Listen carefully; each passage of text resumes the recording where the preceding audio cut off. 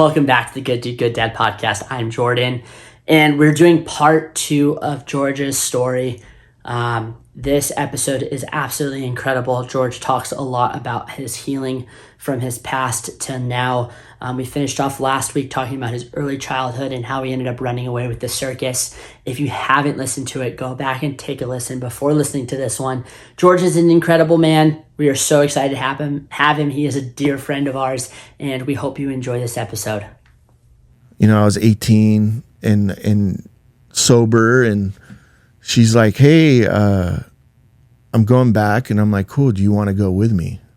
I'm like, what do you mean? She's like, yeah, I got to go back and we got to go be in the show. And because she was a performer, she was a circus performer. And I'm like, yeah, I definitely want to go with you. I'm like, I don't want to fucking stay here. This place kills me everywhere I go, you know? She's like, all right, well, come. I'm like, really? She's like, well, yeah, at least come and we'll go to New York and see my sister and you could see if you want to do this. And I'm like, all right. So I went for like a month and decided like, I'm going to go and run away with the circus and start this whole new life, man.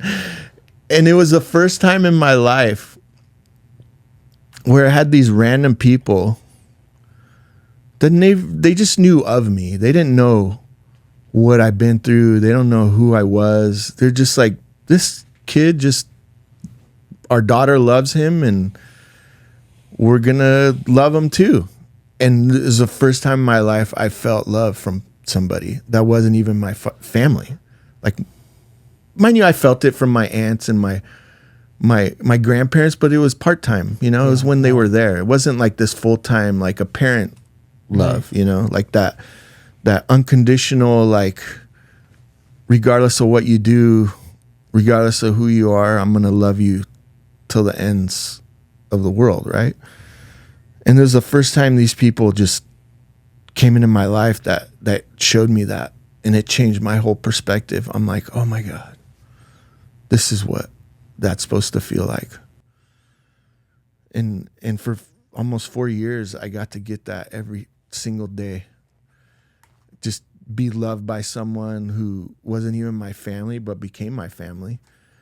Got to experience this whole new life, this whole new, with food and people and experiences and seeing all of the United States and going to New York. Like, it was amazing. It was like stuff that people coming out of high school or college dream of shit they could do and like go see the world and all. Like, it was just handed to me.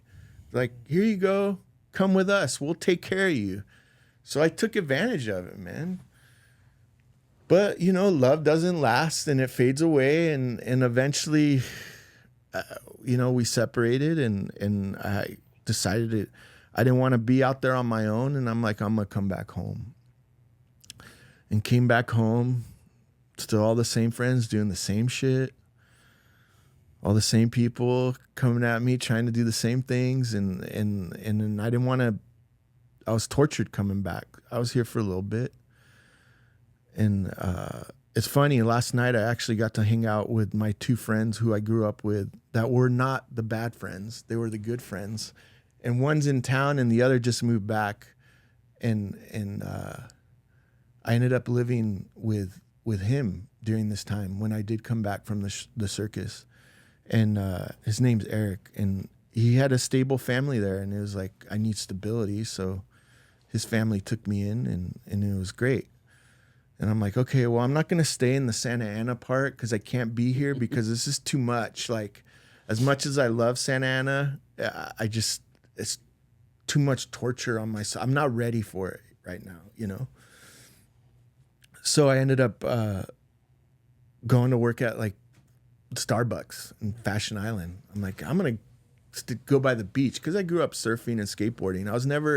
I was a Santa Ana kid who didn't fit in Santa Ana at the time of when Santa Ana was what it was, with gangs and that whole lifestyle.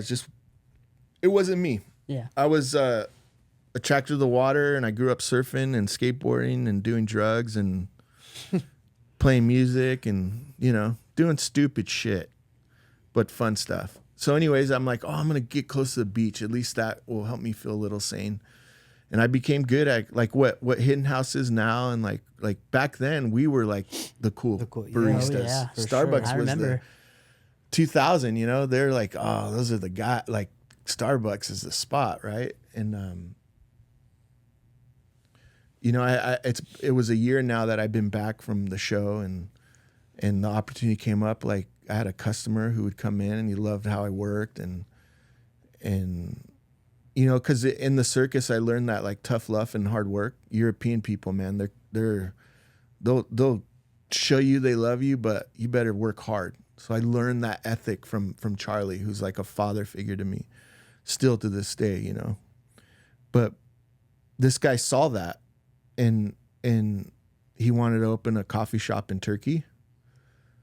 And he's like, hey, you want to go and open this coffee shop for me? I'm like, yeah. He's like, oh, I'm leaving in like 2 weeks. And I'm like, sign me up, dude. I'm like, what do I need to do? He's like, you got your passport? I'm like, no. He's like, well, you got to expedite it. I'm like, how do I do that? I'm like, I don't know shit. I never had a parent to teach me about banking, what you should do with your life, like do this, get an ID, get a draft. Like I had to figure all that shit out on my own. I'm like, passport, what's passport? Yeah. He's like, oh, it's the thing so you could go to another country. I'm like, cool, where do I do that? He's like, all right, well, you got to go here. And I'm like, cool, I'll go do it. I'm like, what else do I need? He's like, just get that and then we'll book your flight. I'm like, okay. So I go and I get it all done in a week. And my friend Eric, his family kind of helped me get all that situated and stuff. And I was off to Turkey, dude. And I went there for like a year. And opened a coffee house, built it up, designed a menu, was in Turkish magazines, Istanbul Life, lived in Istanbul, like experienced this whole other side of the world. Yeah. This is how naive I was. I'm like, cool, I'm going to see stars that are different. I mean, we're dumb, dude. I know the world. We see the same stars, man. But this is young kid. Like, I didn't even finish high school, you know? So it's like I wasn't. I was street smart, man. I wasn't book smart. I'm illiterate. I read now. Yeah. But I was dumb, you know, but I also was a passionate, and I like in my childhood I had to create my own fantasies to feel alive. So that's what I did. My imagination was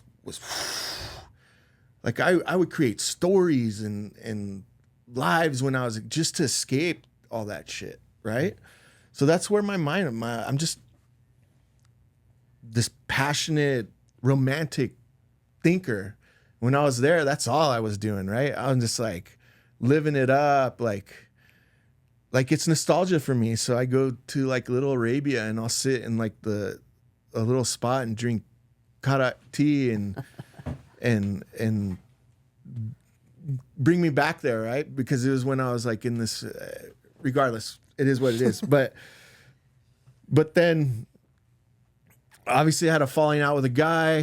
He got jealous because I was getting attention for the thing he built. I'm like, can't help him, man. You can't bring an American guy on the boom of a coffee thing that Starbucks started in Seattle and then bring that concept here and do like kind of what hidden, like this whole like coffee shop artisan thing, and then expect not the American who came to do it for you not get the attention. He's just ego. You know, he's a money guy. He's like, I want the attention. Like, this is mine. But I was the one getting written up, and I was the one being talked about because I was an American. Yeah. Like, you know what I mean? And so he got mad at that. And he wasn't a tough guy. He didn't know I used to get in fights all the time and get the shit kicked out of me. So he just thought I was some guy who made coffee. And I'm like, no, man, come from the streets, dude. You know? And so because of that, he got jealous and he attacked me. But he waited till his brother was there because he's a pussy, you know? So he saw his brother walking up and he's like, okay, I'm going to attack him. You know, I just saw it was all slow motion. And, you know, but me, it's just like in that moment, after that happened, I was in a country by myself with working for this guy, surrounded by all his family who took me in, who were great people. And I was alone, and I didn't feel like, maybe it's my survival instincts, but I'm like, I have to forgive this guy right now. I have to make him understand that it's okay what you did. I understand. Like, you're upset, and I apologize for that. And this was like my survival. But when I thought about it, I like really did forgive the guy. Mm-hmm. I'm like, who is this person that's forgiving this person after they did this bad thing to me, right? I'm like, my whole life I've been having these bad things happen to me, and the part was I was never angry. I was just scared. I was scared and lonely, right? And I didn't still want to be scared and lonely anymore, and I didn't want to not tell people how I felt. So I instantly, the incident happened. We walked back because I lived around the corner from the coffee shop. He was there. I went. We sat down. He's like, "Okay, I owe you this money," and like, I'm like, "It's okay." It's like, look, man, shit happens. Like, I'm sorry that you got upset. Like, I didn't mean for that to happen. It's like, what do you want to do? He's like, well, what do you want to do? And I'm like, I don't know, man. I'm here for you, working. You could pay me and I could leave, or what do you want to happen? He's like, well, you decide what you want. And I'm like, all right, well, here, I'm going to stay another month. You pay me what you owe me, and then I'll go home, you know? In that time, I was dating a girl who came out to Turkey, and it was perfect timing because the girl got pregnant. And I didn't know right offhand. I found out, I kind of knew, like, you just know. Yeah. And then, but I didn't know till I got actually back home. So I stayed another month, worked stuff out, got paid whatever I did, and went home. And it was cool. This was like right before 9/11. So it was when you could still go to the gates, the airports and stuff. So it was cool because my girlfriend at the time, she had all my friends. Of course, they were the drug friends. Jesus Christ. Show up, and they were all there waiting for me. And dude, I remember I just fucking dropped to my knees, dude, and just was bawling. Not bawling like fear. It was just, I was so happy to be home, man. Yeah. And I knew there was something, and I think it was because she was pregnant. Yeah. Right? And I'm like, dude, anyways, we go back to my friend Eric's, because I'm staying with his family. And they're there, and they're all waiting for me there too. And like, George is back, yay! And then Sarah's like, I got something to tell you. I'm like, what? She's like, I'm pregnant. I'm like, what? I'm gonna be a dad? No way. I think I was like 22 or 23. I want to say 23. I'm like, I was excited. I'm like, I'm gonna give this kid everything that I didn't have. I finally get to like, yes, right? Mm-hmm. And she was scared shitless. Which I understand. She's young, and I'm sure she didn't expect it. But for me, it's just like the best thing that could possibly happen to me, right? So I'm like, all right, well, I got to get a job and start working. And then we get a place together in Long Beach, and things are going good. And then she's like, I'm too scared. I want to go back home. She was from the Bay Area. And I'm like, well, wait a minute. We're having a kid. Like, what do you mean you want to go back home? She's like, I can't do this alone, because she didn't have family out here, which is understandable. I'm like, okay, well, here we go. Fuck, person's leaving me again. I'm just, universe like, sorry, George. Like, you can't be happy, dude. We're going to give you a little bit, and then we're going to take it back, and we're going to make you go through all your bullshit again. Because the universe doesn't work that way for you. Like, we got to take it from you, So she leaves. Once again, I'm alone. She came from a Christian family. I remember she was getting ready to have the baby, and I was gonna fly out there, and the dad calls me. Like, I'm literally getting on the plane, like, cab's coming. It's like 10 minutes away. Calls me. It's like early in the morning. He's like, hey. I'm like, yeah, hey, hello, yeah. Is everything okay? He's like, Yeah, don't come here. I'm like, what? It's like, yeah, our family doesn't want you here. I'm like, what do you mean? Like, why? Like, Sarah's getting ready to have the baby. I'm the dad. Like, what are you talking? It's like, no, you guys, they were born again Christian family, and nothing wrong with that. I'm just It was just it was a guy who's been married like 3 times and has 3 different kids with somebody, and then the mom who's been married 2 times with kids with all different dudes, and then it's Sarah's stepdad. And I'm like, wait a minute, here I am, the person wanting to be there and do this thing, and you're after all the stuff you did, you're sitting here and judging me not to come because we didn't do it the right way. I'm like, you're crazy. He's like, no. And he's like, well, if you come, you're not accepted, and you cannot see her. And I'm like, you can't do that. Anyways, dude, heartbroken, just tears, fucking pain again. Look, nobody wants me. Just back to that. Like, I'm just rejection. Like, you're not worthy, right? Well, anyways, she didn't have the baby then, and her sister,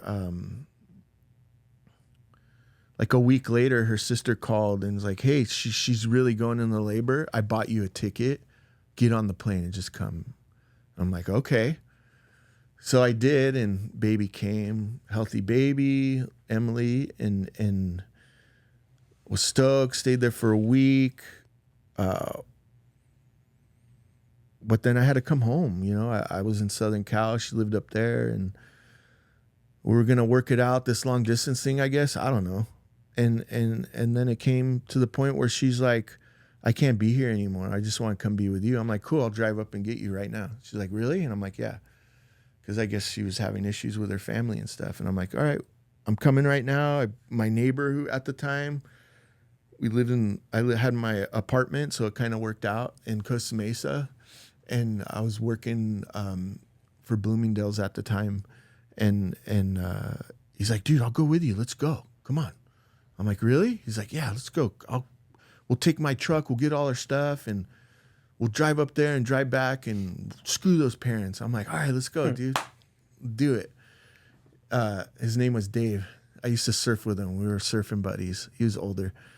And so we go, get all the stuff. Parents were like, what are you doing? And all this, whatever. She gets in the car. We get the baby. We go, and we come back, and dude, happy family. I'm like, yay, fucking kid. I'm gonna be this dad now. I'm gonna give this child everything I never had. I'm just gonna spoil it. I'm gonna love it. This love, an unconditional love that I'm like, oh, this is so beautiful. This is amazing. Start working at a new job and working hard just so I could keep the apartment and make sure everybody's taken care of. And came home one night, and it was late. It was like 10 o'clock, and I went in to kiss Emily, check up on her. And when I went to reach down, I noticed she was shaking.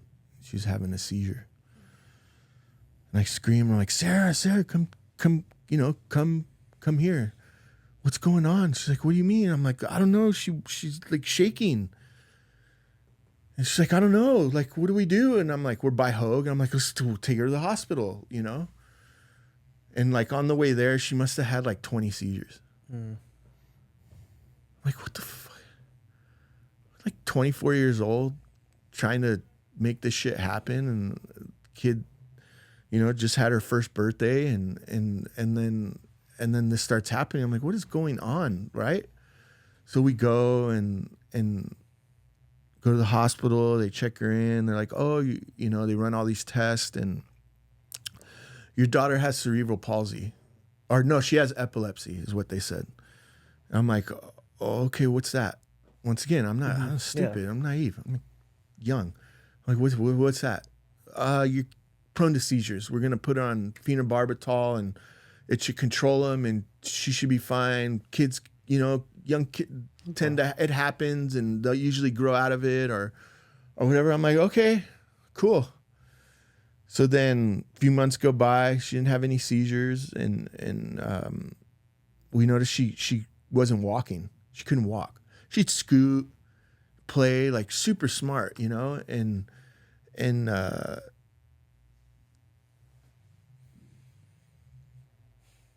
we just didn't understand why she didn't walk. So we're like, well, maybe we'll take her and figure out what's going on. And so they like went to the doctor, like, oh, you know, she's on the phenobarbital. You know what? We think she has cerebral palsy. And I'm like, well, what the hell what's that? Mm-hmm.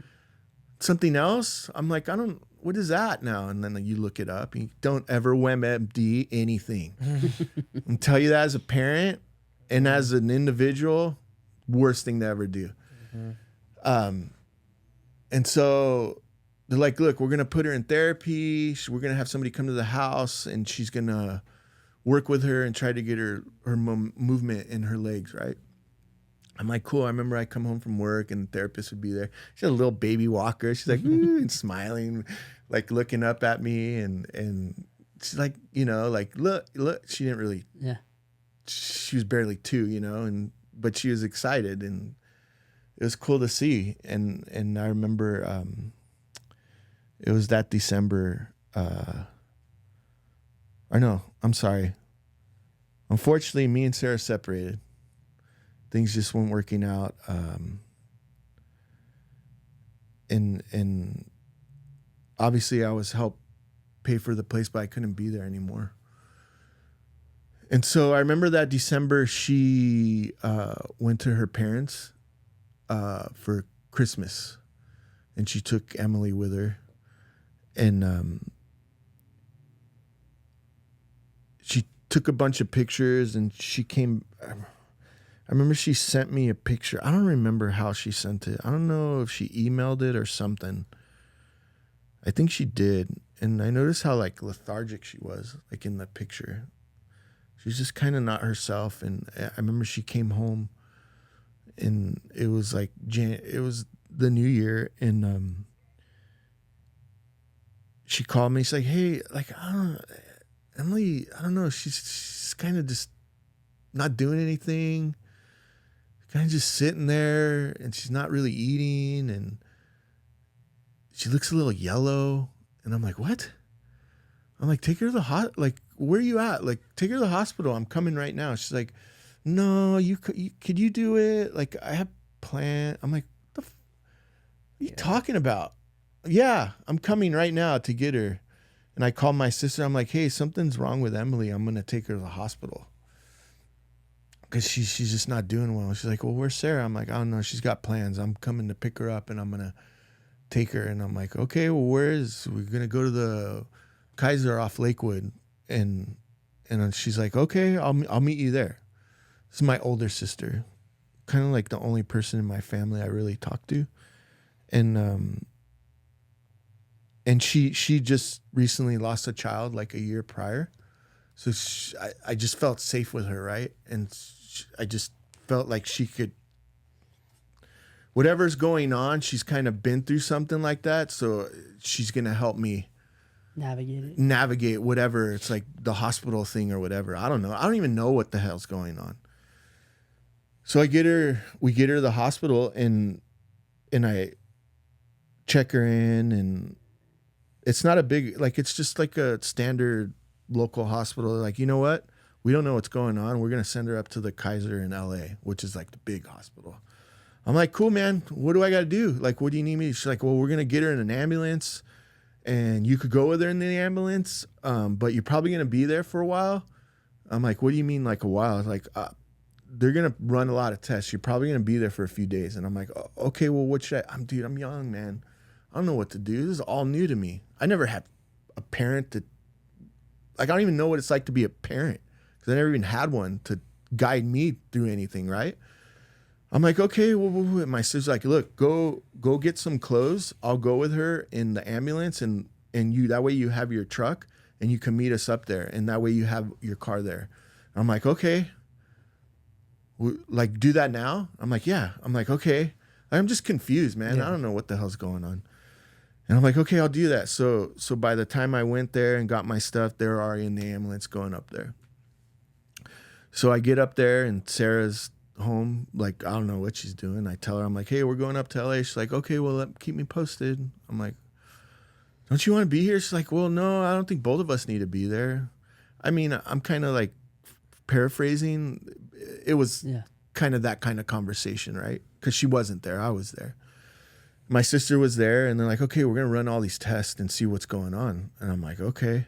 So they ran all these tests. I was there for like a week, sitting in this hospital, like, hadn't taken a shower.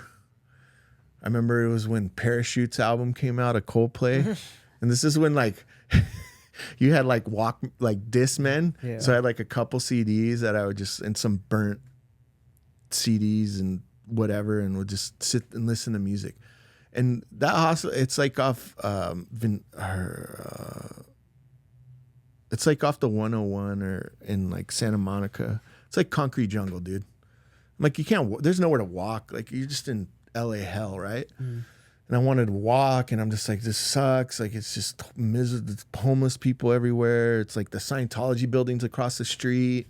There's another building next to that saying, come start your own religion. Like it's just like all this crazy shit. And I'm just like listening to Coldplay and looking at my daughter with these things on her head and all these things, like what is going on, you know? And I'm just trying to find some peace in all this.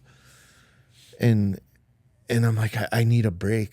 I'm losing my mind here, right? And I told Sarah, I'm like, is it possible for you to just come and be with her? I need a break. I need to go back to work for at least a day. I just need something. She's like, okay, yeah, I'll come up. So I left that Sunday. She came up, and I went to work, and just to get my mind off stuff. And I remember Brian, a really good friend of mine, who we worked together. We went to grab lunch, and Sarah calls me crying hysterically. She's like, you need to come back up. Like, you need to come back up. And I'm like, what? What's going on? I don't know. They want to meet. All the doctors want to meet with us. And they told me like that you need to come back up right now. And I'm like, what are you talking about? They don't know. They don't know what's wrong with her. She might not leave. And dude, I like broke down.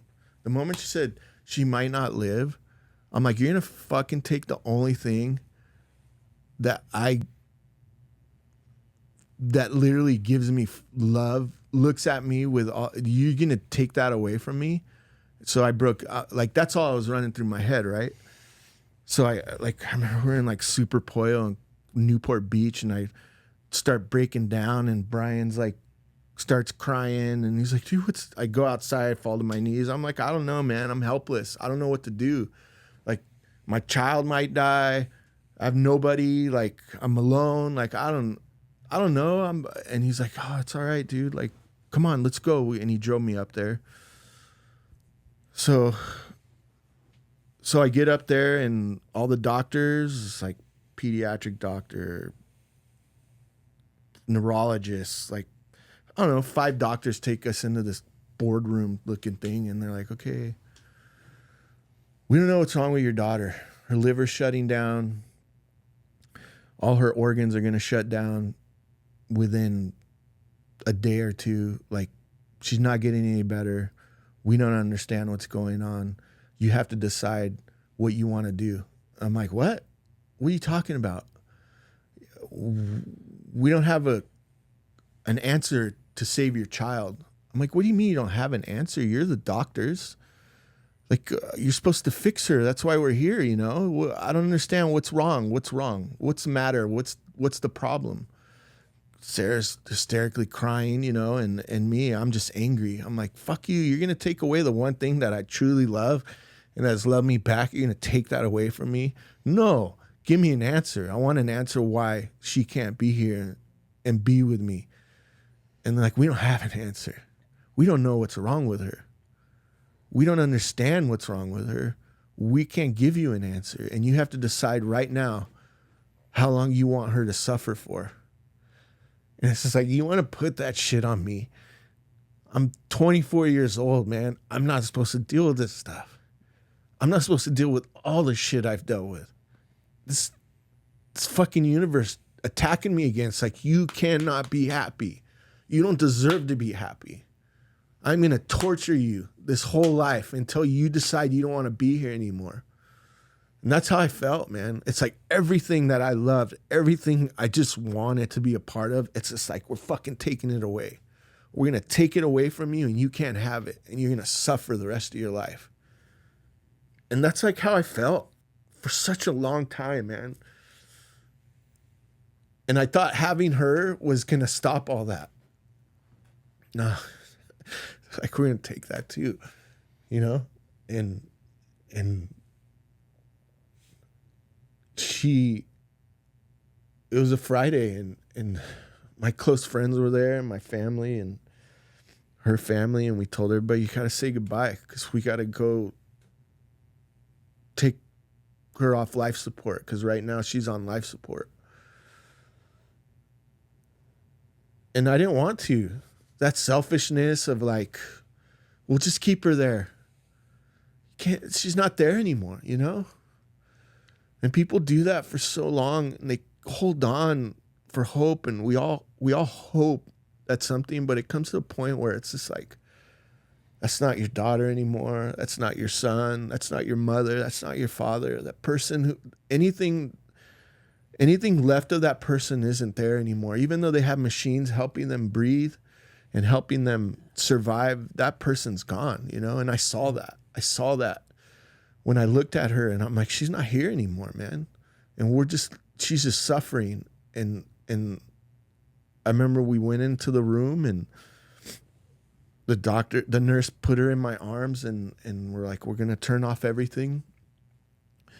And we're going to turn off all the machines and we're going to take the thing out of her and you're going to hold her and you hold her and you love her until she takes her last breath. And I'm like, well, when's that going to happen, you know?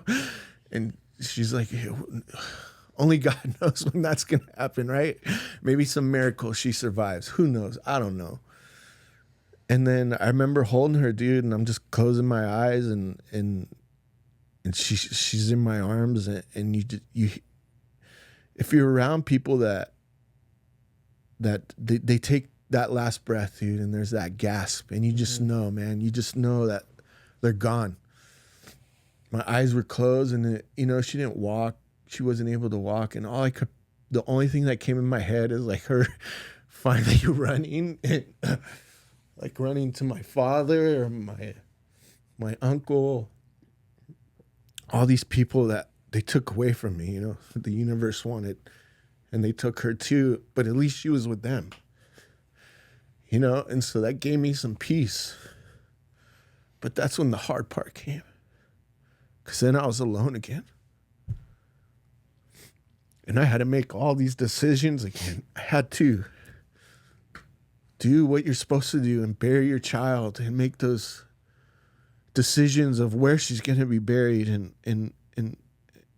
how and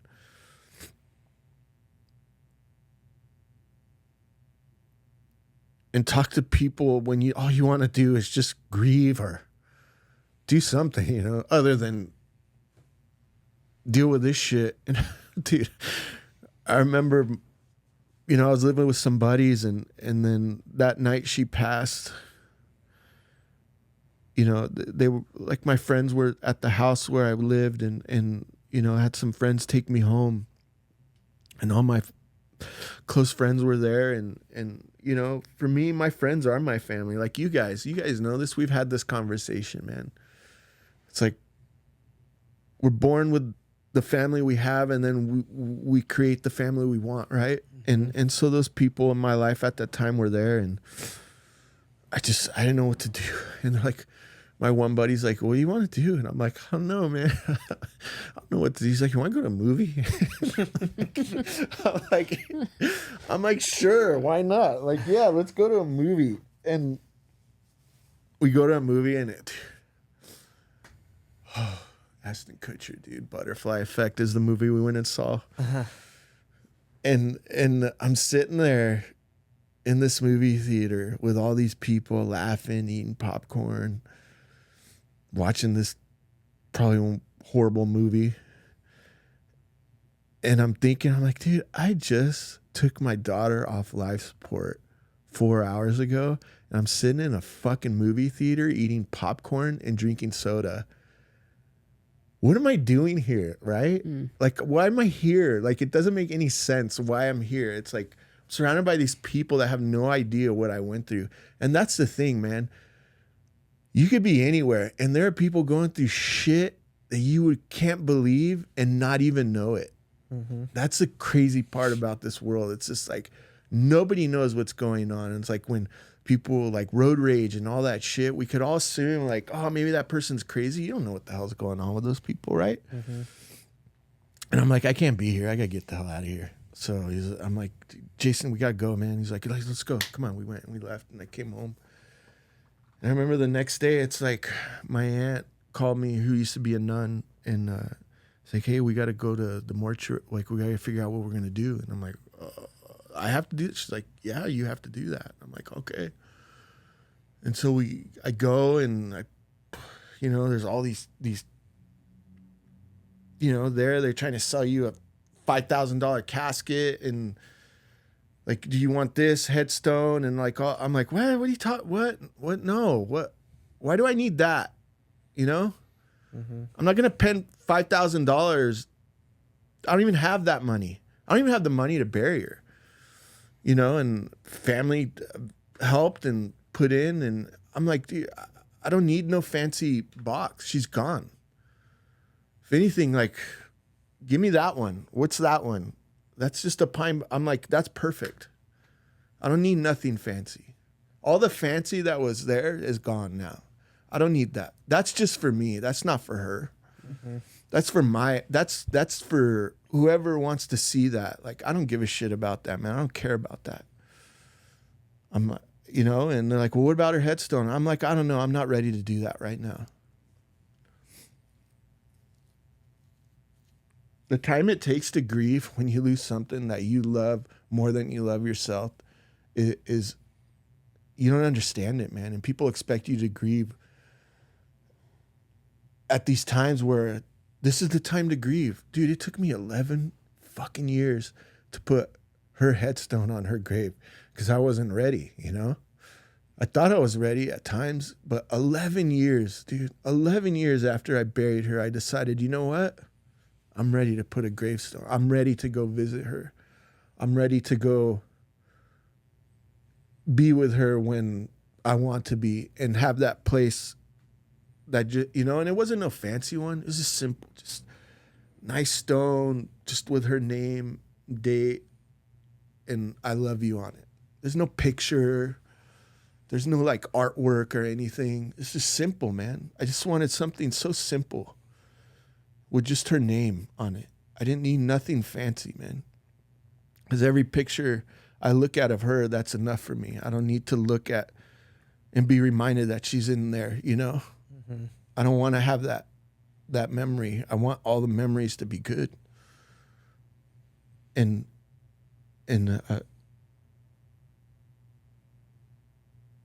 after it was hard, The drugs started taunting my mind, and do I go back to mask this pain and everything I'm feeling? Do I start drinking more? What am I going to do, Because I can't deal with this right now. I'm not supposed to deal with this. Once again, universe, fucking take your shit, dude. You can't be happy, George. Like, you're not made to be happy. At least that's what I thought, And I woke up one day and I'm like, I just said, F you, universe. I'm like, I do deserve to be happy, right? I was miserable at my job. I was miserable where I was living. I was just tortured and taunted by all this negative shit. My friends with their negativity and the job of that negativity. I'm like, I'm going to just do this shit on my own. And that's when I left. And I have a second chance right now, man, to do something with my life and honor her in that and be something of myself, or just let the universe keep me down, right? And so that's what I did. I left, started my own company 20 years ago, and just been on my own ever since. Mm-hmm. Working hard, building a name for myself, building a reputation, being on television, like all the, it's like the moment I said, fuck you, universe, is the moment the universe said, all right, dude, we're going to let you go and do what you want to do. Right. But it takes so much hard work, man. It takes the amount of jealousy and hate and frustrations of trying to create something from nothing, and the trials and tribulations you deal with. I mean, Ben, you know, Jordan, you know, it's this, the people that work for you, the people that you do work for, like the attitude, like just, it's the hardest thing. And all that resilience and everything I went through, it's just like made me strong to deal with that and cope with that, and was able to build things and help people build things and create things. And I took all those experiences, all that torment and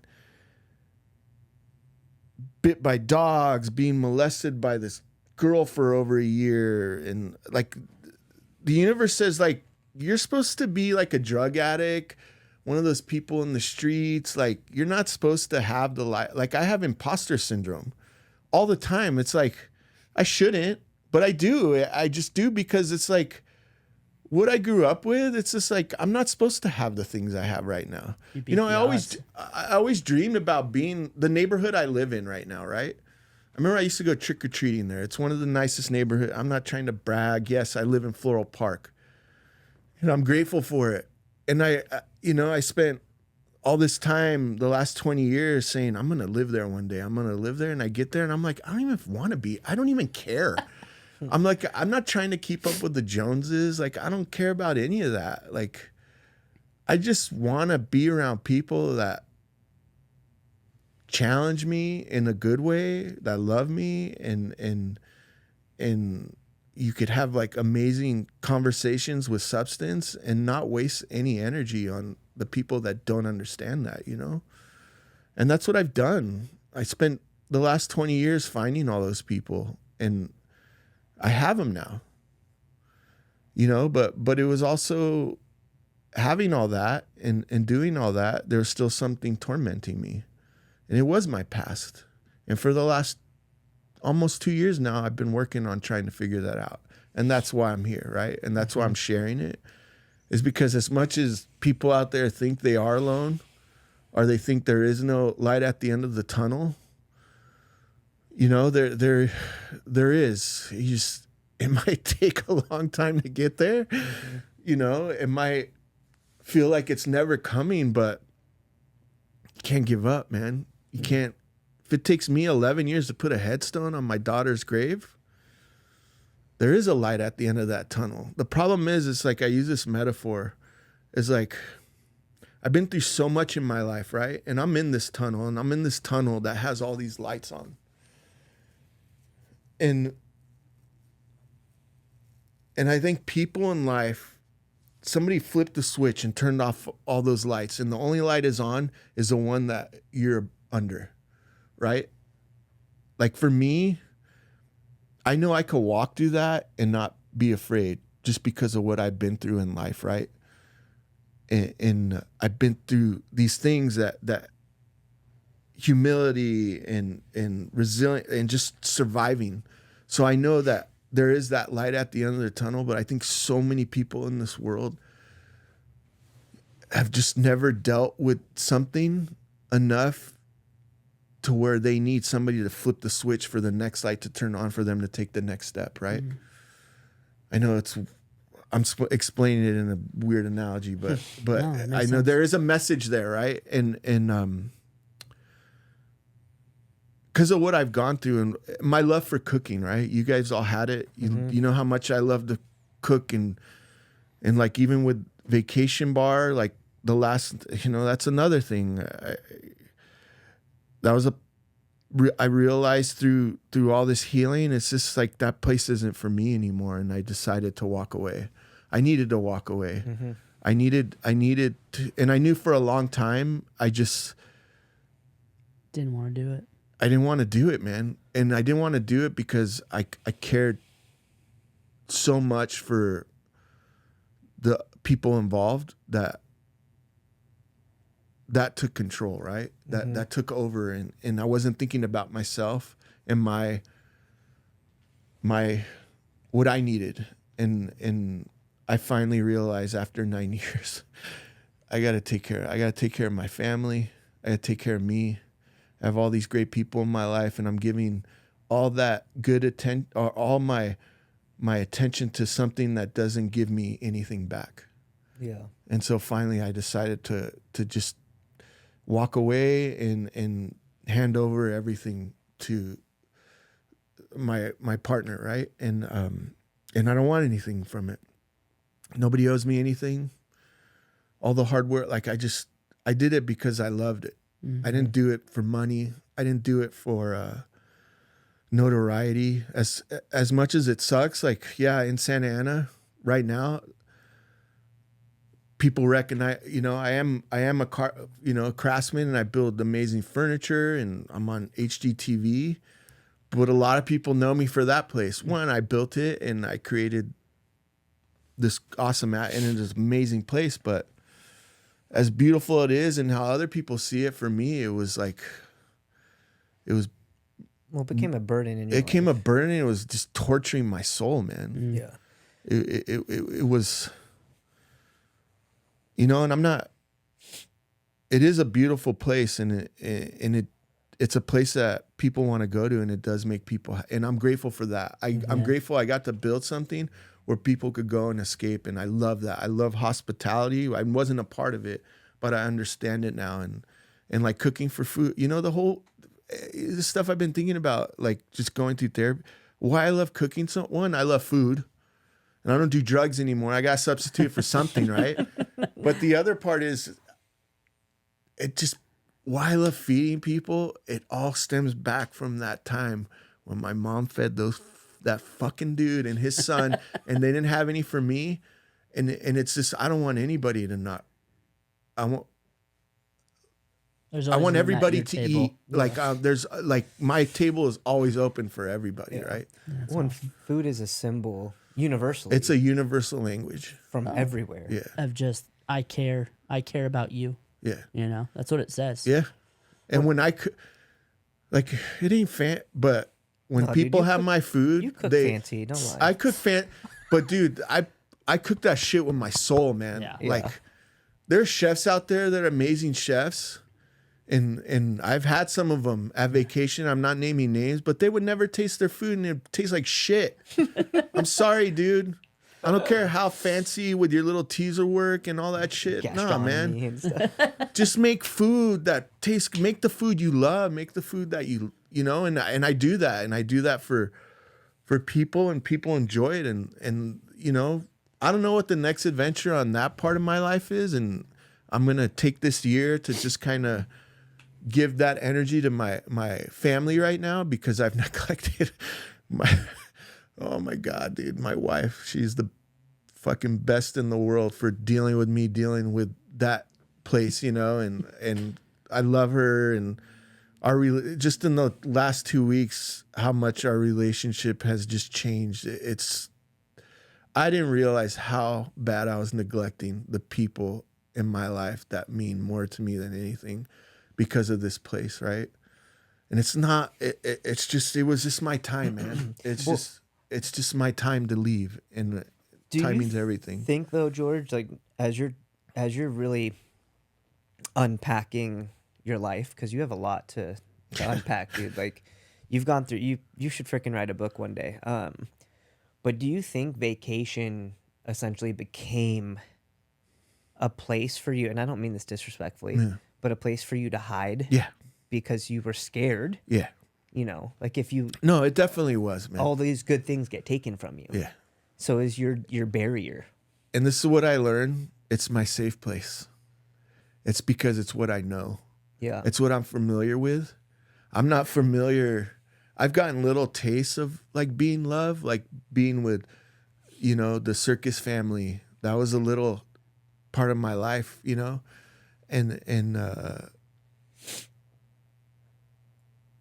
I've had, it's just all I know. And so I go after it because I'm so afraid to ever feel what I felt when I lost Emily, right? Mm-hmm.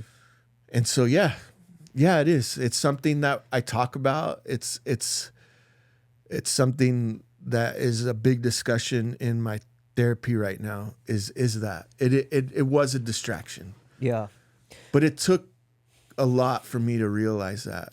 Well, dude, you have every right to take time. Time is irrelevant in certain things. Obviously, time is a thief. Yeah. And we can't control time, but time is one of those things that I can't tell you 11 years to put a headstone on is right or wrong. No. It could take me 11 minutes. It could take me 11 days. It could take me 11 years. It could take me 20 years.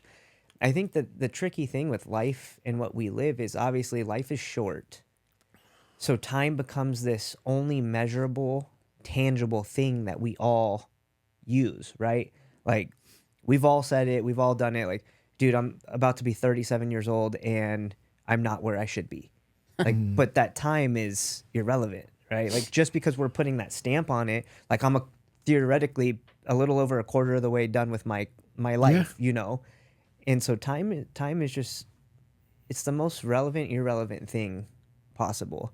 But I think for you, man, is like, I think where you're at right now, even just like since we started the first episode with you till now, and I think I kind of want to release this one in 2 parts. I don't know how we would do that, but like we do like the first. Anyway, we'll talk about that. I'll figure it out. But I think time is for you, man. Like, you're in a space where like you seem so much lighter.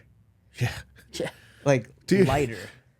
So that it's crazy you say that, and I do feel it. But the coincidence of it is when I saw Jordan last week. Yeah. Was it last week? Yeah. It was like, And he didn't know 2 weeks what ago. happened. Yeah. I think he but he didn't know. And I walked in, he's like, dude, what's up with you? And I'm like, what do you mean? He's like, you just look like you have all this weight lifted, like you feel light, you look lighter. I'm like, yeah, I stopped eating sugar. But no, dude, I did not realize how much, because it wasn't like physically I'm getting that at my work. That is physically taxing. And I think it hit a lot. And that's why I'm tired, or that's why I'm weak. And that's why no, man, it was that. It was the stress and the pressure and the all of it. It was just so much weight on my shoulders, you know? Yeah. Well, and now that you don't have it, like you said, you're able to start pouring into the relationships that actually matter. Yeah. Like we've said it, but I like to say it's like it's a life-giving relationship versus life-sucking, right? And that place became life-sucking for you. And if you're constantly and you're unpacking your entire life right now, like you go through all that stuff to have a freaking just vampire sucking the life out of you. Like, what else do you have left to give to the people that actually matter? You know? And this is hard, man. I know therapy's not for everybody, and it took me a long time to really let go, and because I didn't have any, dude. I would romanticize. I'm a romantic dude. I'd throw on some freaking Chet Baker in the shower and just fantasize about. No, hear me out, dude. And this is where I'm like, I need to get help, because I'm fantasizing of like going to my shop and getting a bag of heroin and just shooting up and just going back to that. Yeah. And I didn't know why. Like, I didn't know why I wanted that. I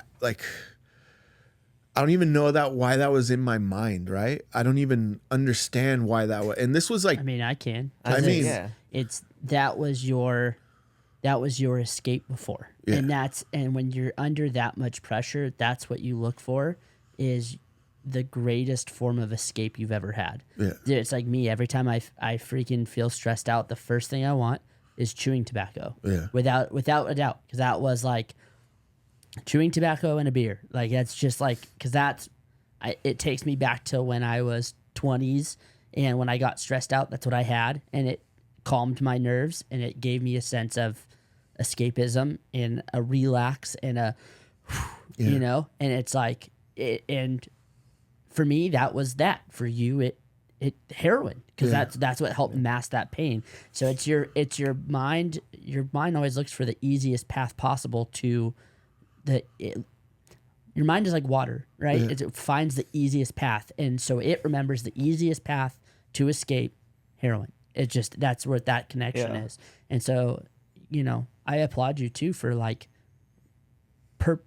working on rewiring that whole scenario. Dude, I mean, like, since we've known each other, which hasn't been very long, it's been so cool seeing you grab it. Like, I don't know how to describe it other than little gold nuggets. It's like, Yeah. it's like you're just getting little gold nuggets here and there, and it's like you get one and you look at it, you explore it, and then you're like, I know there's another one out here. Yeah. And it's like you're on this I'm on this path, theoretical egg hunt Yeah. that you set yourself down. It seems like, I'm sure it was probably a while ago, but it seems like recently you're just like, I see something there, and I'm gonna go after it. The moment I like, when I was feeling that and I was in my shower, and it wasn't like I need to do this to, it was the romantic part of it. I always Yeah, go The back, high, and the feel good. and that's what was my escape when I was a kid, dude, is the romance of the imagination of this, like, it's like being in Soho in New York in a big window, and like in winter with candles lit and Chet Baker playing, and just slamming just a fat needle in my arm of heroin and just going to the spirit world. That's amazing, right? I can't do that though, man. These are just the fantasies I have, and I noticed they were coming back, and I know it was because of the stress. I know it was because of everything, and it was, and I knew at that moment, and I called a friend who's a psychologist, and I'm like, I need help. Yeah. I need help, because if I don't get fucking help right now, I'm going to go back to that place again. And I do not want to go to that place again, because it's creeping up, and and I see it coming. Yeah. Well, and you never dealt with it, dude. No. You had all these other things you were dealing with. No, I hid a lot. Yeah. I jumped in to mask it. And right now is one of the hardest and best Seasons. look, it's the hardest because I am working through all those things right now. I'm working through it, and it's good, but it's hard, man. It is torture, because that stuff hides in we don't realize it, how much we hide in our subconscious, and why we do the little things we do and not knowing why we do them. Mm-hmm. And it all stems from that, dude. And just the having somebody to get that stuff out of me the proper way and guide me, not like cure me, but guide me, because it'll never go away. Mm-hmm. But just guide me to help me figure out how to walk that path and stay on the straight and narrow, right? And understand, like, all that has made you who you are today, and I don't regret any of it. And everybody who has done whatever they've done, I forgive every single one of them. I hold no regret towards anybody. I hold no hatred. If anything, I love more than I've ever loved in my life right now. Yeah. If I could fall in love with someone every single day, and not like a romantic, just fucking sign me up, dude. Yeah. I am one of the most, like, that's all I want. I want everything I didn't get. That's all I want to give, man. And use that, like, there's that analogy of, there's two men in the world, right? There's the man, there's the person that goes what I went through, right? And they want to watch the world burn. And then the other man who went through the same exact thing and wants to make sure it fucking never happens to anybody else again. Mm-hmm. And deep down in my heart, I don't ever want anybody to have to go through that. Mm-hmm. And there's, trust me, there's people worse life who, yeah, I got mishandled by a 13, but they're boys my age, like men, dude, would do that. I'm not, and that victim mentality, fuck that, dude. Screw all those people that want to play victim and all that. No, take that shit and harness it and just fucking fight through it, because there is that light, dude. There is that light if you just give it the time. And time is everything. Just like you were just saying, man, it's going to come when you least expect it. I know it's a cliche, but it is what it is. And it is a cliche. It's because it's the one thing that everybody knows it works. Yeah. And that's why that's why traditions become traditions, because they tried it and it's the one thing that worked. And that's why they're there constantly, right? Yeah. Is because it did work. So cliche, no cliche, whatever you want to call it, you just got to believe in it, man. Yeah. Yeah. Well, I'm so proud of you for going through and unpacking all this and trying to handle it and trying to rework it, and you're figuring it out, and dude, think about how much that's going to impact your daughter. You know, because you're doing all this before she gets to her teenage years, which is like her most formative years, And where you're going to need them. and where you're going to be, yeah, and when you're going to be but where you're going to be then, and how you can use it with your wife, and just dude, the good that's going to come from all this is going to be, is already, but is going to be so powerful and impactful. Well, Bro, you said I'm so it. excited. You said you had a second chance. You can almost look at this season as your final season. Yeah. You know, like you have like it's like your trilogy series. And That's exactly, it's the Yeah. trilogy. I mean, this is my healing time. It's time for me to heal, man. Mm-hmm. It's time for me to just, you know how we talk about, I struggle with my faith and stuff and all that. And maybe this is a guide to get me there. I don't know right now. Yeah. But how much I admire you guys so much to have that faith and just give it up to God, right? And it's not like me making fun of you. Oh, you guys, no, dude, I truly do. I want to feel something like that. Yeah. And right now, I'm just in that healing phase of like, I'm just going to give it up. Like, what do you want? Because the universe already took everything away from me and gave me a little bit, and then took it away and gave me a little bit and took it away. And right now, I'm just like, I'm done fighting. I'm done trying to figure out everything. I'm just like going to accept. Although I did accept all that stuff and turn it into something good, but it's just like, it's just time for me to heal, because I'm so sick of being, that stuff will never ever go away. There's a 50% of me that is happy and 50% that is sad, and that's just my life, dude. I just have to decide which one. Every day I wake up and I'm like, I can't let you win today. Yeah. I'm gonna let this one. This one's gonna win. Yeah, which one you want to pick up. And over time, it's this one's gonna outweigh you, and just that's it. Yeah. I'm not saying it's gonna be perfect every day, but Absolutely not. But you have to accept what it is, and then just keep fighting, dude. Yeah. You're feeding the wolf. Feeding the wolf. Well, dude, I'm proud of you, man. I know it sounds silly, but No, I am too. it's thank you, man. for you to like just even talk about this stuff. It obviously already shows that you're wanting to end the trilogy in the best way possible. And that's why I'm like, I really need, like I said, man, like if this helps someone, but this is also for those other people in my life that I can't stand in front of right now, because it just will never work for them to truly understand how I feel, and they could take this and listen to it and watch it and absorb it at their time and accept it when they want to, instead of me trying to force them to accept it. Yeah. Right? When sometimes those relationships, unfortunately, don't need to be brought back into your life. You can forgive, like you said. We've talked about this with my wife, right? Like you can forgive and let go and move on, but it doesn't mean you still require that in your life. Yeah. And I want to reference one thing, because I want to wrap us up pretty soon, but like I want to reference, like you said, you admire Jordan and I's faith, but you got to also remember, man, like I will never, and Jordan, I'm not going to speak for you, but I'm going to speak for you because you believe it too. We would never be the epitome of those born again Christians that are freaking shaming you for something. Like those are not born again Christians. No. Those are freaking hypocrites that need to get punched in their mouth. No. Like the fact that And I never believed that either. no, but a lot of people do. I know, and that's sad. And It where's is- my camera?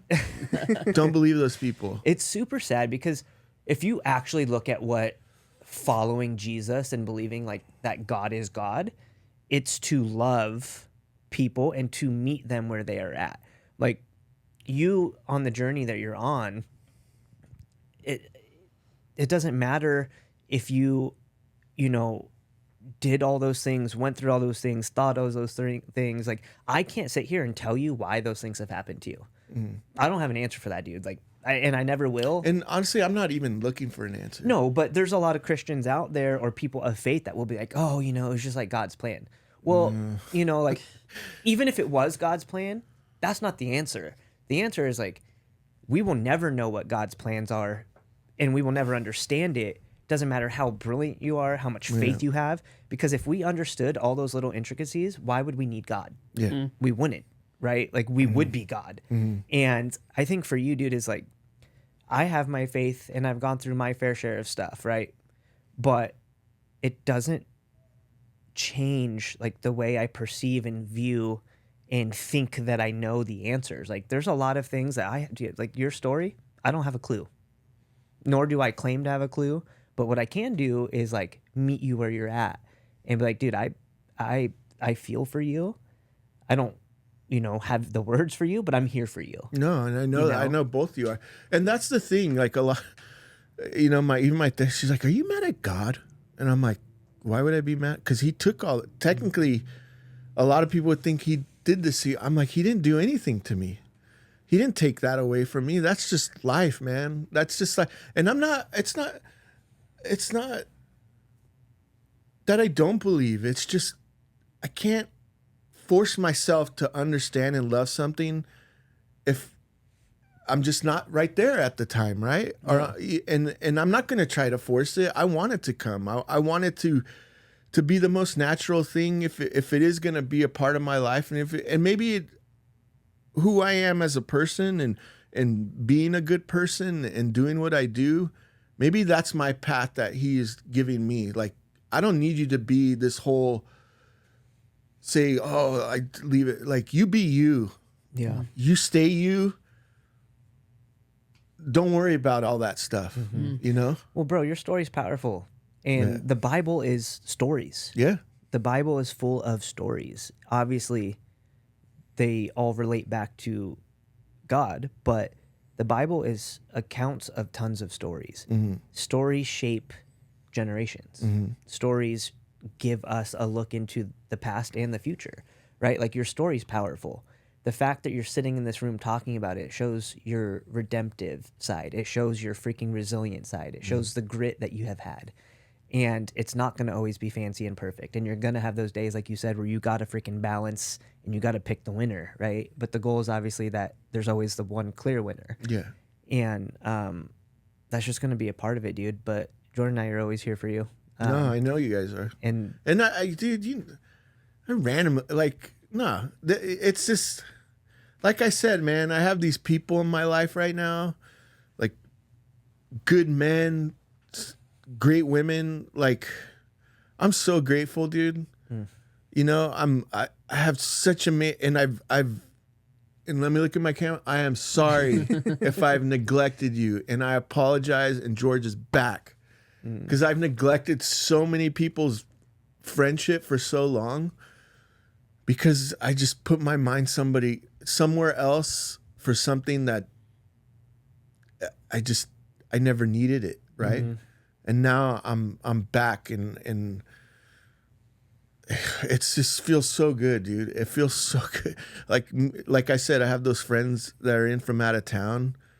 And honestly, in the past, that when they were here, I had excuse because I was dealing with vacations. Like, I always had an excuse. Like, and when I showed up last night, like, they were like shocked. They were like, "What? You're here? You're actually here? Oh my God!" You know. And I spent 3 hours having the best time. The kids are playing, like, bringing up memories of like our you know, the good ones, not the bad ones. And it was beautiful. And I'm like, oh, this is just the start. yeah, That's all I keep thinking. This is all new. Even Gladys, dude. I met Gladys when I started, like right when I started building and everything. I don't know her without it. yeah, And I'm so excited for that. Like, our relation, like I said, in the last 2 weeks has been phenomenal. Like, it's, you know, and it takes work, but I'm putting in that effort and not that it's effort, but I'm so excited, dude. I sat down last night, and River wanted to read to me, and I just got to sit there, and she read a book. I'm just like, dude, this is what I've been fucking missing, man. Yeah. I've been missing out on all this shit because I've been so focused somewhere else. And like you said, dude, life's too short, and it's gonna fly by, and I'm gonna miss out on all these little things that make everything worth it, right? Yeah. So, Well, my man, we appreciate you. Just thank you. Thank you for sharing. That's all I gotta say. Like, thank you for listening, I ain't got and nothing thank else you to for say. letting me be able to share. No, dude, we're stoked you can share this, and dude, like I said, man, your story's powerful. Yeah, and that's the only thing I can really say about it. Yeah. Well, great episode. My camera's not on because it just shut off again. Hopefully it's not fully So broken. my plaque, end of the year. Oh yeah, Yeah, we'll get it well, soon. yeah. Yeah. End Well, of you're the already year. you're our first double guest, and I think you're gonna be our first triple guest. Is it gonna be like Yeah. guest of the year? We'll just Yes. keep doing this every few months. Okay, 100%. Remember, like, share, subscribe. DM us any questions or any topics you'd like us to cover. But George, thank you again Yeah. for being on. Thank you, brother. Thank you. All right, guys. Remember, be a good dude, be a good dad. Bum, bum, bum, bum, bum, bum, bum.